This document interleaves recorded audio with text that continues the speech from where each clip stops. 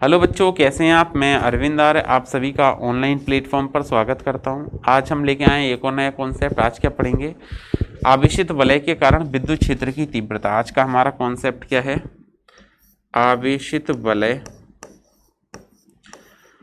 आवेशित वलय के कारण, आवेशित वलय के कारण, आवेशित वलय के कारण विद्युत क्षेत्र की तीव्रता। आवेशित वलय के कारण विद्युत क्षेत्र की तीव्रता। तो हमको आवेशित वलय के कारण विद्युत क्षेत्र की तीव्रता बतानी है। इसमें देखिए दो केस होते हैं, एक तो केंद्र पर भी पूछ सकते हैं और एक आपसे अक्ष पर पूछ सकते हैं। तो पहले हम बात कर लेते हैं केंद्र की, कि आवेशित वलय के केंद्र पर विद्युत क्षेत्र की तीव्रता कितनी आएगी। तो ये वलय हो गई, ठीक है। केंद्र पर चाहिए आपको, तो एक वलय हो गई जिसका केंद्र हो गया O। इसको हमने क्या किया, प्लस क्यू चार्ज दिया। तो जैसे इसको प्लस क्यू चार्ज देते हैं तो प्लस क्यू चार्ज देने पर या प्लस क्यू आवेश देने पर यह आवेश वलय के पृष्ठ पर एक समान रूप से वितरित हो जाता है। अब हमको क्या करना है, इस वलय के केंद्र पर विद्युत क्षेत्र की तीव्रता ज्ञात करनी है। कहाँ ज्ञात करनी है? वलय के केंद्र पर। अगर आप वलय के केंद्र पर विद्युत क्षेत्र की तीव्रता ज्ञात करना चाहते हैं, मान लिया ये केंद्र हो गया, तो हमने क्या लिए, इसके दोनों तरफ दो छोटे छोटे अल्पांश ले लिए। वलय पर क्या ले लिए? दो अल्पांश भाग ले लिए। एक अल्पांश तो हमने यहाँ से ये वाला एक बिंदु ज्वाइन किया और एक ये ज्वाइन करवा दिया। दूसरा एक यहाँ से हमने एक पॉइंट लिया, और एक पॉइंट ये ले लिया।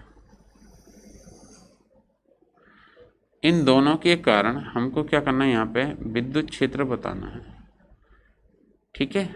इन दोनों भागों के कारण क्या करना है, विद्युत क्षेत्र आपको बताना है।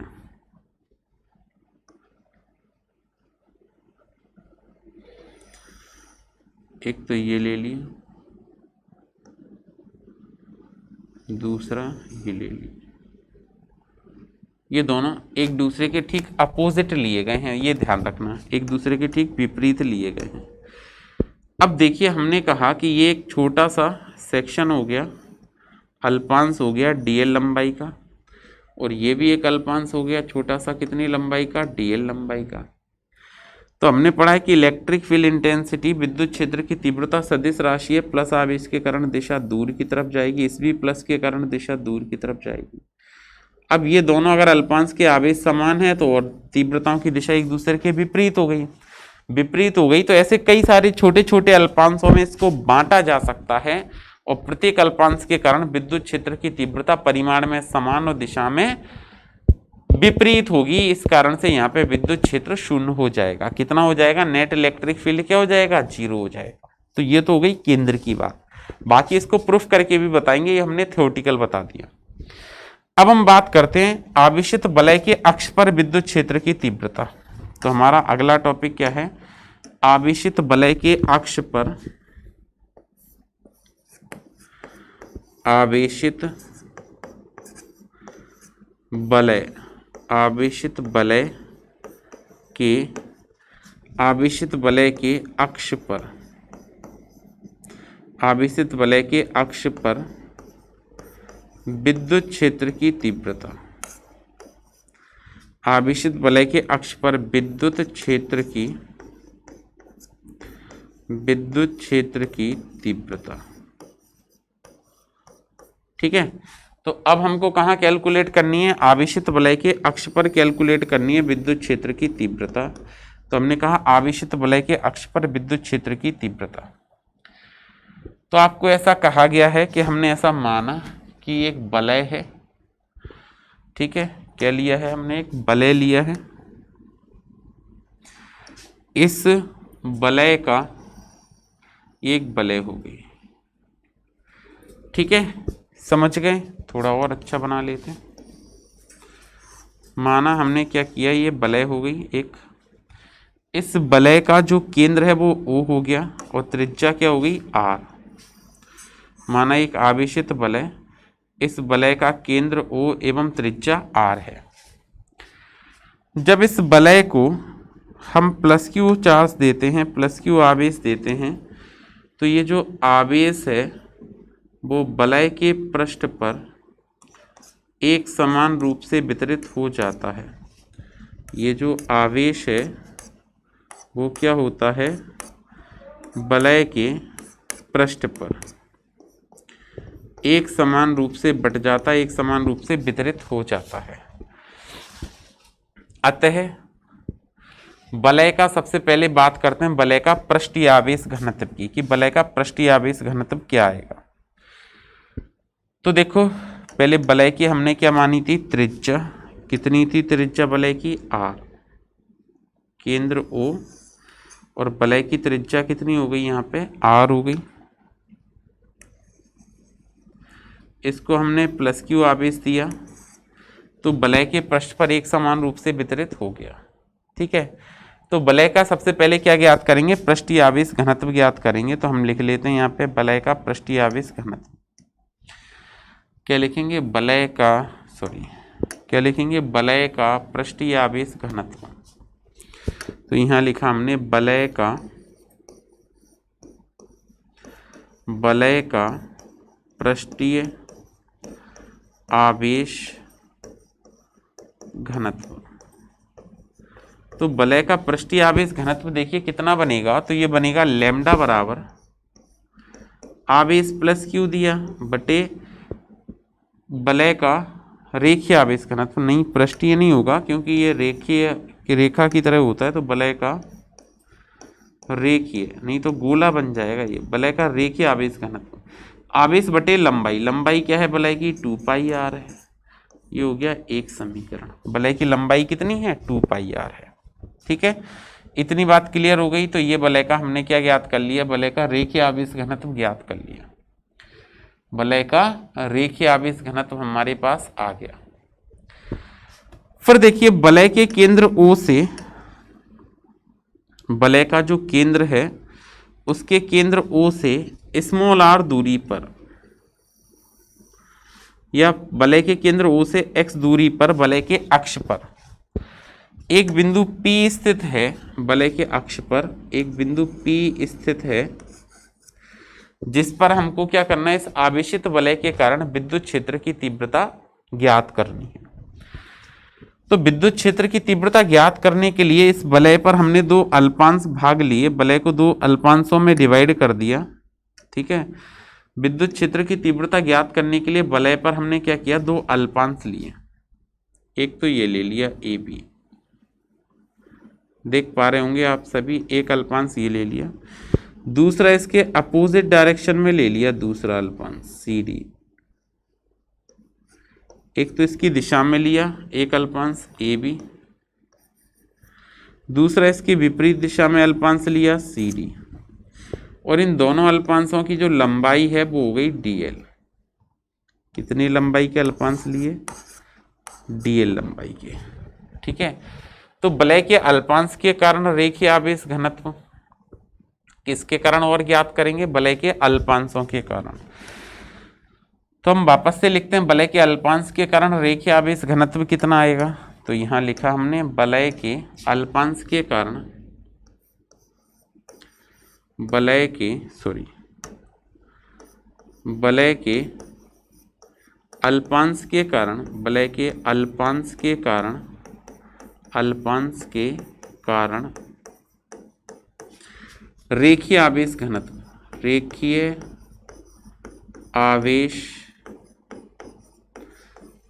आवेश घनत्व जो हमने अल्पांश लिया है उनके कारण रेखीय आवेश घनत्व कितना आएगा। तो लैम्डा बराबर आवेश DQ अल्पांश हो गया, और लंबाई कितनी है इस अल्पांश की, DQ आवेश, इसका आवेश कितना माना है DQ, और इसकी लंबाई कितनी है DL।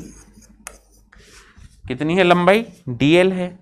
इसके इधर गुणा कर देंगे तो ये आ जाएगा क्या, DQ बराबर लैम्डा DL। ठीक है, और लेमडा का मान समीकरण 1 से रख दिया। लेमडा का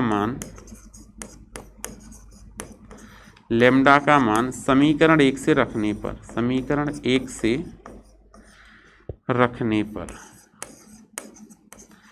लेमडा का मान हम समीकरण नंबर 1 से रखेंगे तो ये बनेगा D Q is equal to lambda क्या है, Q upon 2 pi R into D L, और ये हो गया तुम्हारा समीकरण नंबर 2। इतनी बात क्लियर है। अच्छा,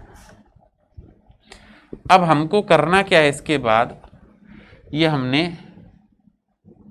अल्पांश ज्ञात कर लिया। अब हमको क्या करना है, इन दोनों अल्पांशों को हमने ज्वाइन करवा दिया।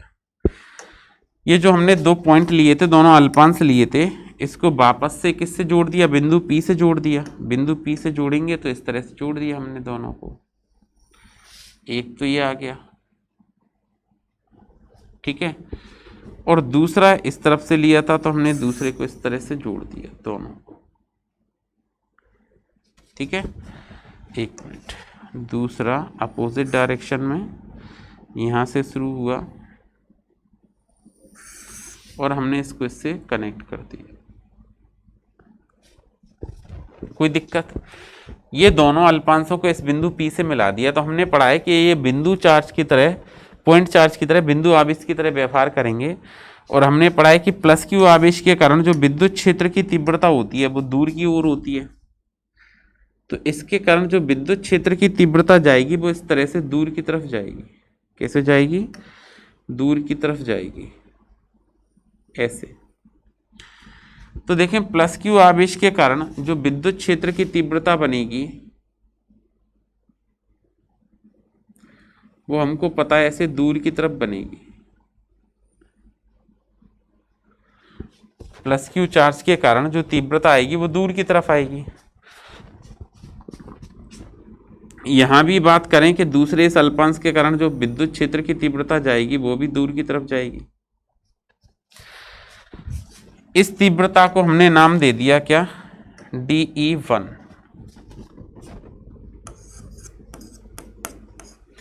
और ये हो गई आपकी तीव्रता DE2। अब इस अल्पांश के कारण बिंदु P पर तीव्रता ज्ञात करना है तो आपको ये पता होना चाहिए कि ये वाली दूरी कितनी है। तो ये R था, इसको मैंने कहा है X। तो ये दूरी ज्ञात करने के लिए हमने क्या किया, एक समकोण त्रिभुज का उपयोग किया। किसका उपयोग किया? समकोण त्रिभुज का। तो हमने यहाँ पे नीचे लिखा क्या? हमने लिखा समकोण त्रिभुज। क्या लिखा? समकोण त्रिभुज। समकोण त्रिभुज POQ में, इसको भी नाम दे दिया हमने यहाँ पे, ये बिंदु Q हो गया, ठीक है। तो समकोण त्रिभुज POQ में पाइथागोरस प्रमेय से,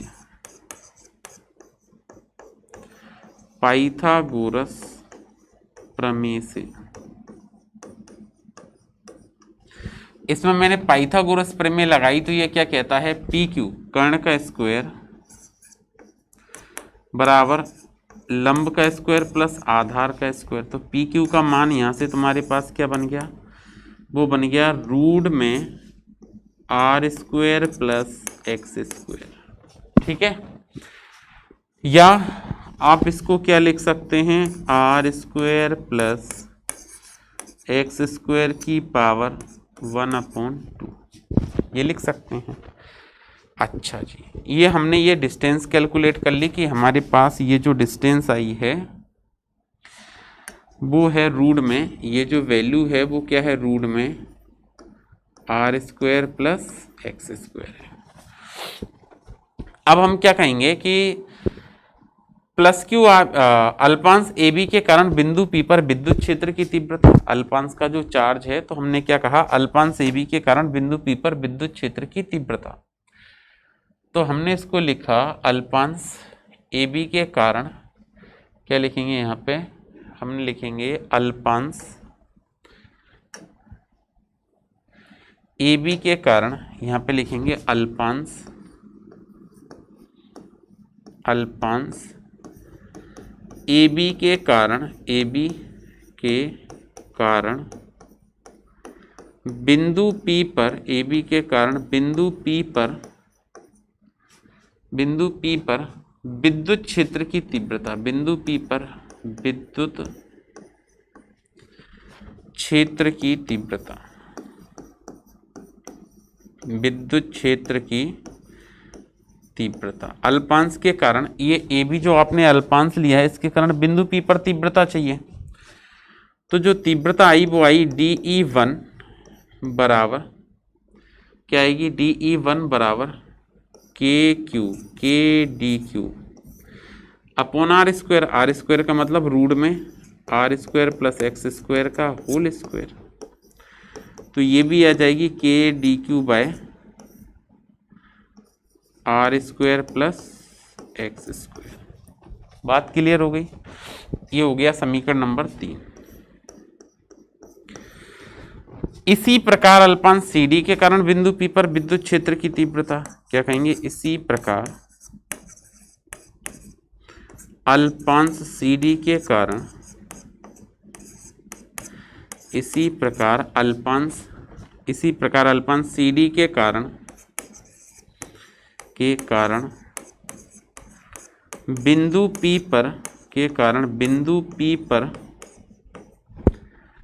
पर विद्युत क्षेत्र की तीव्रता, बिंदु P पर विद्युत क्षेत्र की तीव्रता। ठीक है, अल्पांश CD के कारण बिंदु P पर तीव्रता ज्ञात करेंगे। तो अल्पांश CD के कारण कितनी आएगी, तो ये आ जाएगी आपकी DE2 equal to KDQ upon R² plus X²। Same ही आएगी क्योंकि ये X है, ये त्रिज्या R होगी, तो ये भी रूट में R² प्लस X² हो जाएगा। बात समझ आ गई। ये हो गया समीकरण नंबर 4। अब हम क्या लिख सकते हैं, समीकरण 3 एवं 4 से क्या लिखेंगे, समीकरण 3 एवं 4 से, समीकरण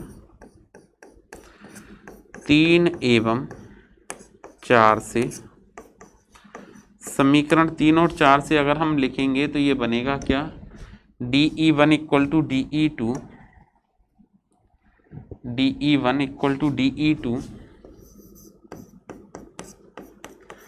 ये दोनों बराबर हैं, बराबर KDQ upon R² plus X²। ये आ गया।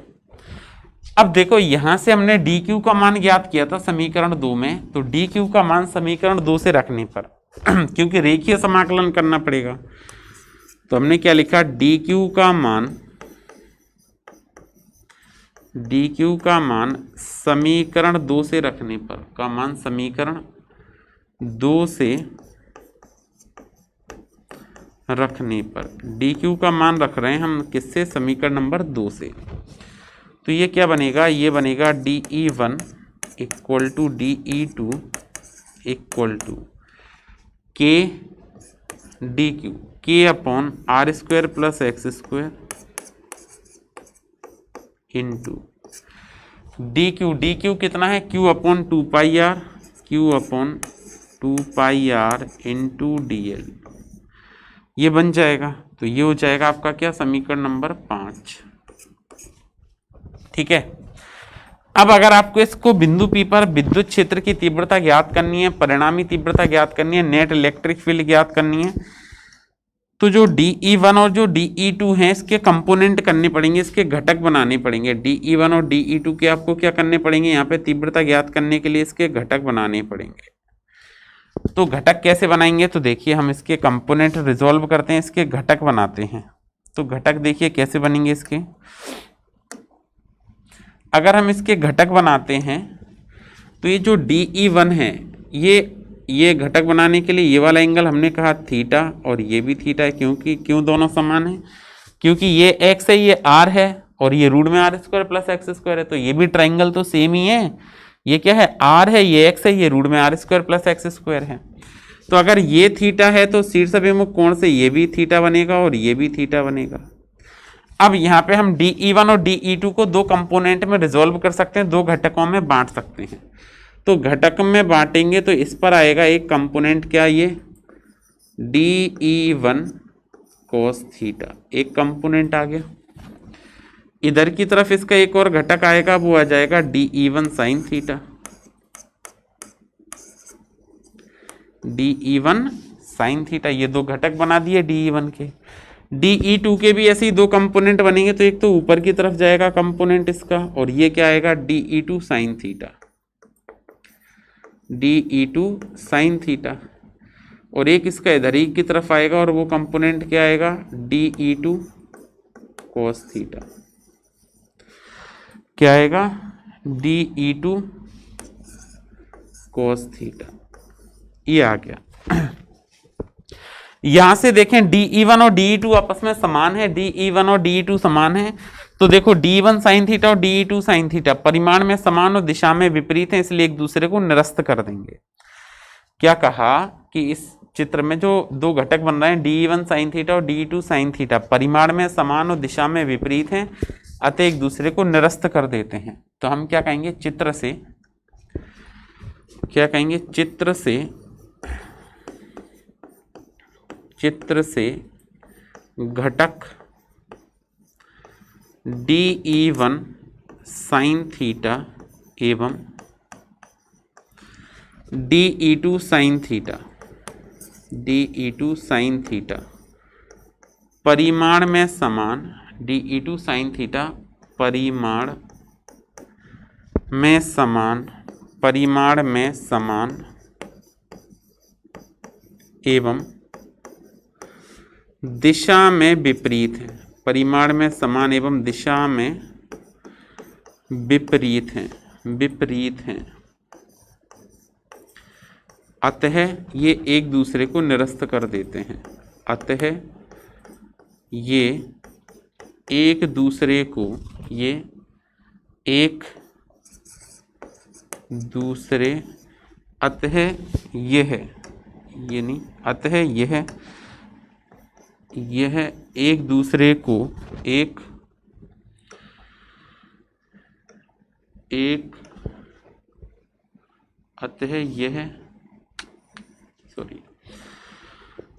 अतः यह एक दूसरे को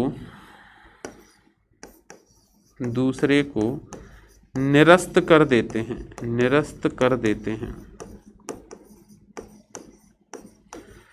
एक दूसरे को निरस्त कर देते हैं। ठीक है, फिर क्या लिखेंगे, तब बिंदु P पर परिणामी विद्युत क्षेत्र की तीव्रता, तब बिंदु P पर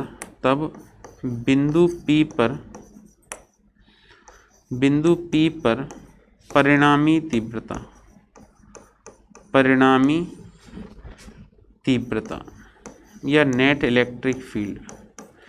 तो परिणामी तीव्रता बिंदु P पर देखनी है हमको, तो हम क्या लिख पाएंगे, तो हम लिख पाएंगे क्या, E net equal to DE net equal to DE1 cos theta. एक घटक तो ये आ गया।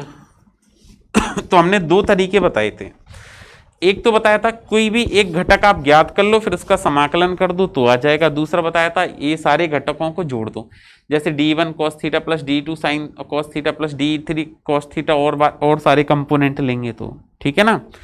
तो हम यहाँ पे समाकलन मेथड की बात करते हैं। समाकलन मेथड में हम एक ही कंपोनेंट की आवश्यकता है, तो हमने लिखा DE net equal to DE1 cos theta. अच्छा जी, अब DE1 की वैल्यू तो है हमारे पास, cos थीटा की और ज्ञात कर लेते हैं। यहाँ से समकोण त्रिभुज POQ है ही हमारे पास, तो यहाँ पे हम क्या लिखेंगे, cos थीटा बराबर आधार बटे कर्ण, ये होता है फॉर्मूला।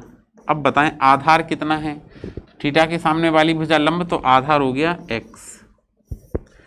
कर्ण कितना है, तो कर्ण हो गया रूट में r² प्लस x², और रूट का मतलब पावर 1/2। तो हमने यहाँ पे लिखा DE1 एवं cos थीटा का मान रखने पर, DE1 एवं cos थीटा का मान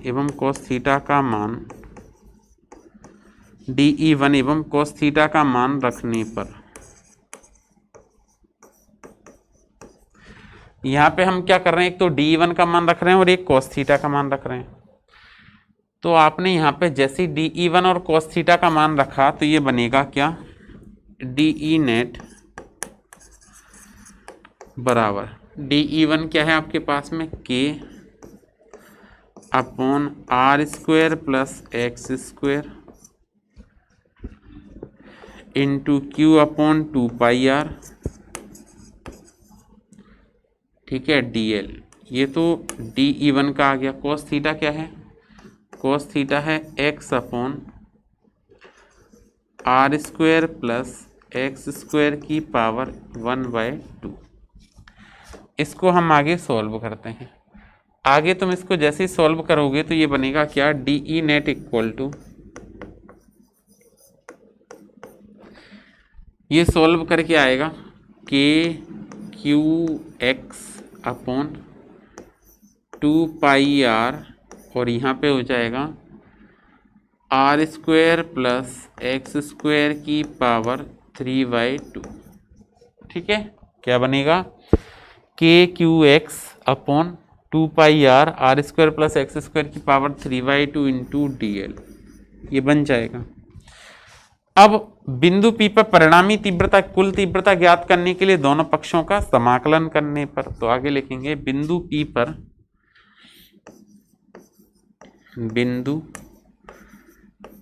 पर कुल तीव्रता ज्ञात करने के लिए कुल तीव्रता, बिंदु P पर कुल तीव्रता ज्ञात करने के लिए, तीव्रता ज्ञात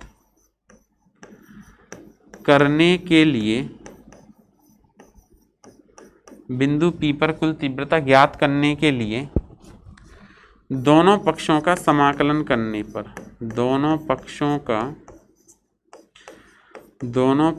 का समाकलन करने पर, समाकलन करने पर,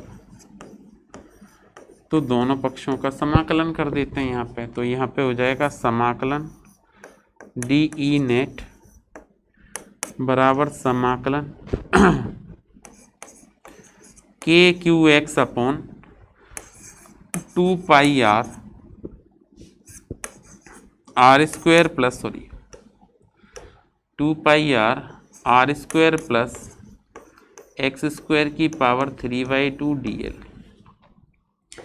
जब नेट जीरो है तो ये भी DL की वैल्यू जीरो होगी। ई नेट कब होगा तो DL की वैल्यू हो जाएगी 2πr। इसका मतलब रेखीय समाकलन करना है। ठीक है, बस सॉल्व कर दीजिए इसको, सिंपल आंसर आ जाएगा। तो सॉल्व करने पे हम इसको क्या लिख पाएंगे, हम लिख पाएंगे ई नेट, लिमिट लगा दी 0 से E net equal to KQX constant है अपॉन में 2πr, ये रह जाएगा R square plus X square की पावर 3/2 समाकलन 0 से 2πr और इंटू DL। ये बात क्लियर हो गई। लिमिट पुट कर लेते हैं यहाँ पे। देखिए हम अगर यहाँ पे लिमिट रखते हैं तो क्या बनेगा, ये ई नेट माइनस 0, क्या लिख पाएंगे हम लिख पाएंगे ई नेट माइनस 0, ठीक है, equal to KQX equal to KQX upon 2πr, ठीक है, और ये आ जाएगा क्या, R square plus X square की पावर 3/2, ठीक है, और ये समाकलन DL का L बन जाएगा 0 से 2πr हो जाएगा।